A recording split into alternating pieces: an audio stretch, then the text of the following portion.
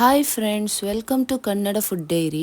ಇವತ್ತಿನ ವಿಡಿಯೋದಲ್ಲಿ ನಾನು ತುಂಬಾನೇ ಟೇಸ್ಟಿ ಆ್ಯಂಡ್ ಈಸಿಯಾಗಿ ಬಂಡಾಸ್ ಮಸಾಲ ಹೇಗೆ ಮಾಡೋದಂತ ನಿಮ್ಮೊಂದಿಗೆ ಶೇರ್ ಮಾಡ್ಕೊಳ್ತಿದ್ದೇನೆ.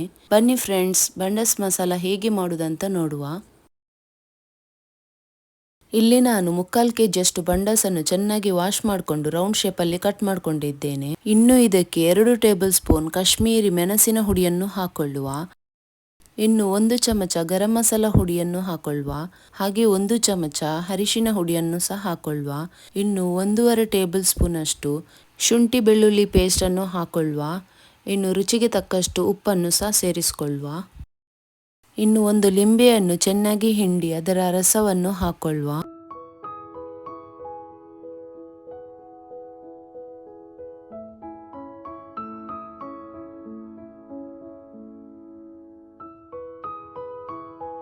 ಇನ್ನು ಬಂಡಾಸೊಂದಿಗೆ ಮಸಾಲೆಗಳನ್ನು ಚೆನ್ನಾಗಿ ಮಿಕ್ಸ್ ಮಾಡಿಕೊಳ್ಳುವ.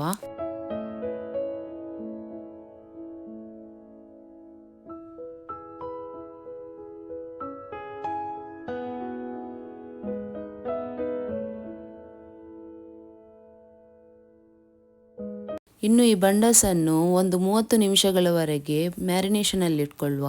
ನೋಡಿ, ಮ್ಯಾರಿನೇಷನಲ್ಲಿಟ್ಟು 30 ನಿಮಿಷ ಆಗಿದೆ. ಇನ್ನು ಇದನ್ನು ಚೆನ್ನಾಗಿ ನಾವು ಕುಕ್ ಮಾಡಿಕೊಳ್ಳುವ. ಒಂದು 8ರಿಂದ 10 ನಿಮಿಷಗಳವರೆಗೆ ಲೋ ಫ್ಲೇಮಲ್ಲಿ ಇಟ್ಕೊಂಡು ನಾವು ಈ ಬಂಡಾಸನ್ನು ಚೆನ್ನಾಗಿ ಕುಕ್ ಮಾಡಿಕೊಳ್ಳುವ.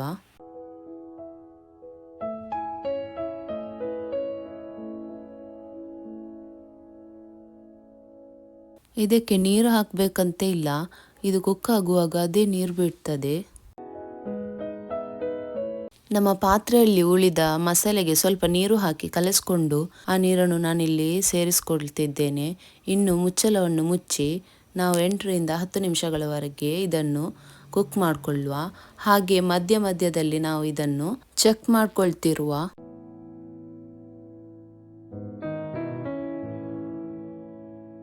ಸ್ವಲ್ಪ ಮಿಕ್ಸ್ ಮಾಡಿಕೊಂಡು ಪುನಃ ಲಿಡ್ಡನ್ನು ಕ್ಲೋಸ್ ಮಾಡಿಕೊಂಡು ನಾವು ಇದನ್ನು ಕುಕ್ ಮಾಡುವ. 10 ನಿಮಿಷ ಆಗಿದೆ. ಇನ್ನು ನಾವು ಇದನ್ನು ಚೆಕ್ ಮಾಡಿಕೊಳ್ಳುವ. ನೋಡಿ, ಇದರ ನೀರು ಡ್ರೈ ಆಗಿದೆ. ಹಾಗೆ ನಮ್ಮ ಬಂಡಾಸ್ ಚೆನ್ನಾಗಿ ಕುಕ್ ಆಗಿದೆ. ಇನ್ನು ಇದನ್ನು ನಾವು ಸ್ವಲ್ಪ ಮಿಕ್ಸ್ ಮಾಡಿಕೊಂಡು ಒಂದು ಪಾತ್ರೆಯಲ್ಲಿಟ್ಟು ಸೈಡಲ್ಲಿ ಇಟ್ಕೊಳ್ಳುವ. ಇಲ್ಲಿ ನಾನು ಒಂದು ತವಾ ತೆಗೆದುಕೊಂಡಿದ್ದೇನೆ. ಅದಕ್ಕೆ 2 ಟೇಬಲ್ ಸ್ಪೂನ್ ಅಷ್ಟು ತುಪ್ಪವನ್ನು ಹಾಕೊಂಡಿದ್ದೇನೆ. ಇನ್ನು ಇದಕ್ಕೆ 1 ಚಮಚದಷ್ಟು ಶುಂಠಿ ಬೆಳ್ಳುಳ್ಳಿ ಪೇಸ್ಟ್ ಅನ್ನು ಹಾಕೊಂಡು ಸ್ವಲ್ಪ ಇದನ್ನು ಸೌತೆ ಮಾಡಿಕೊಳ್ಳುವ.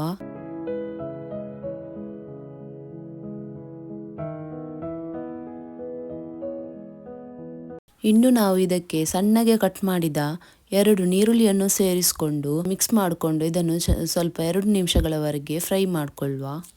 ಈರುಳ್ಳಿಯನ್ನು ಜಾಸ್ತಿ ಫ್ರೈ ಮಾಡಬೇಕಂತಿಲ್ಲ.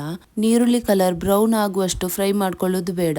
ಇಲ್ಲಿ ಒಂದು 2 ನಿಮಿಷಗಳವರೆಗೆ ಫ್ರೈ ಮಾಡಿಕೊಂಡ್ರೆ ಸಾಕು. ಇನ್ನು ನಾನು ಕ್ಯಾಪ್ಸಿಕಮ್ ಅನ್ನು ಸೇರಿಸಿಕೊಂಡಿದ್ದೇನೆ. ಅರ್ಧ ಕ್ಯಾಪ್ಸಿಕಮ್ ಅನ್ನು ಸಣ್ಣಗೆ ಕಟ್ ಮಾಡಿಕೊಂಡು ಸೇರಿಸಿಕೊಂಡಿದ್ದೇನೆ. ಕ್ಯಾಪ್ಸಿಕಮ್ ಸೇರಿಸ್ಕೊಂಡಾದ್ಮೇಲೆ ಜಾಸ್ತಿ ಫ್ರೈ ಮಾಡ್ಕೊಳ್ಳೋದು ಬೇಡ. 1 ನಿಮಿಷಗಳವರೆಗೆ ಫ್ರೈ ಮಾಡಿಕೊಂಡ್ರೆ ಸಾಕು.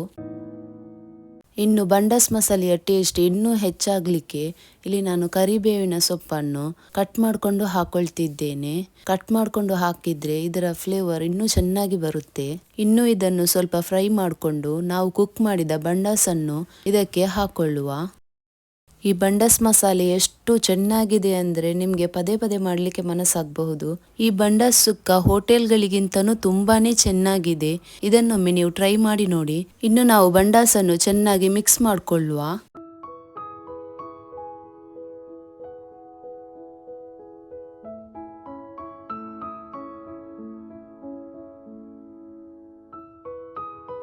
ಇನ್ನು ನಾವು ಇದಕ್ಕೆ 1 ಚಮಚದಷ್ಟು ಸೋಯಾ ಸಾಸನ್ನು ಹಾಕೊಳ್ಳುವ. ಇನ್ನು 1 ಟೇಬಲ್ ಸ್ಪೂನ್ ಅಷ್ಟು ಟೊಮೆಟೊ ಸಾಸನ್ನು ಹಾಕೊಳ್ಳುವ. ಹಾಗೆ ಇದರ ಟೇಸ್ಟ್ ಇನ್ನೂ ಹೆಚ್ಚಾಗಲಿಕ್ಕೆ 1 ಟೇಬಲ್ ಸ್ಪೂನ್ ಅಷ್ಟು ಶೆಜ್ವಾನ್ ಸಾಸನ್ನು ಹಾಕೊಳ್ಳುವ.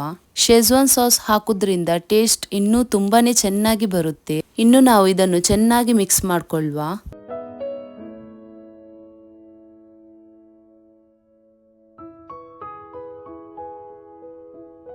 ನಮ್ಮ ಬಂಡಾಸ್ ಸುಕ್ಕ ರೆಡಿಯಾಗಿದೆ.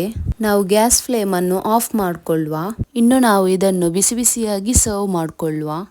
ನೋಡಿದ್ರಲ್ಲ ಫ್ರೆಂಡ್ಸ್, ಬಂಡ ಸುಕ್ಕ ಮಾಡೋದು ಎಷ್ಟು ಸುಲಭ ಅಂತ. ಈ ಥರ ನೀವು ಒಂದ್ಸಲ ಟ್ರೈ ಮಾಡಿ ನೋಡಿ, ಖಂಡಿತವಾಗಿಯೂ ನಿಮಗೆ ಇಷ್ಟ ಆಗುತ್ತೆ. ಕೆಲವರಿಗೆ ಬಂಡ ಸುಕ್ಕ ಮನೆಯಲ್ಲಿ ತಯಾರಿಸುವುದು ತುಂಬ ಕಷ್ಟ ಎನಿಸುತ್ತೆ. ಅವರಿಗೆ ಬಂಡ ಸುಕ್ಕ ಎಷ್ಟು ಇಷ್ಟ ಅಂದರೆ ಹೋಟೆಲ್ಗಳಲ್ಲಿ ಹೋಗಿ ತಿಂತಾರೆ. ನೋಡಿ ಫ್ರೆಂಡ್ಸ್, ನಾನು ತುಂಬ ಸಿಂಪಲ್ ಆ್ಯಂಡ್ ಈಸಿಯಾಗಿ ಹಾಗೇನೆ ತುಂಬಾನೇ ಟೇಸ್ಟಿಯಾಗಿ ಮನೆಯಲ್ಲೇ ಬಂಡ ಸುಕ್ಕ ಹೇಗೆ ತಯಾರಿಸುವುದಂತ ಇವತ್ತಿನ ವಿಡಿಯೋದಲ್ಲಿ ನಾನು ನಿಮ್ಮೊಂದಿಗೆ ಶೇರ್ ಮಾಡ್ಕೊಂಡಿದ್ದೇನೆ. ಖಂಡಿತವಾಗಿಯೂ ಈ ಬಂಡ ಸುಕ್ಕ ತುಂಬಾನೇ ರುಚಿಯಾಗಿದೆ. ಈ ಬಂಡಸ್ ಮಸಾಲವನ್ನು ಒಮ್ಮೆ ಟ್ರೈ ಮಾಡಿ ನೋಡಿ, ಖಂಡಿತವಾಗಿಯೂ ಹೋಟೆಲ್ಗಿಂತನೂ ತುಂಬಾನೇ ರುಚಿಯಾಗಿದೆ.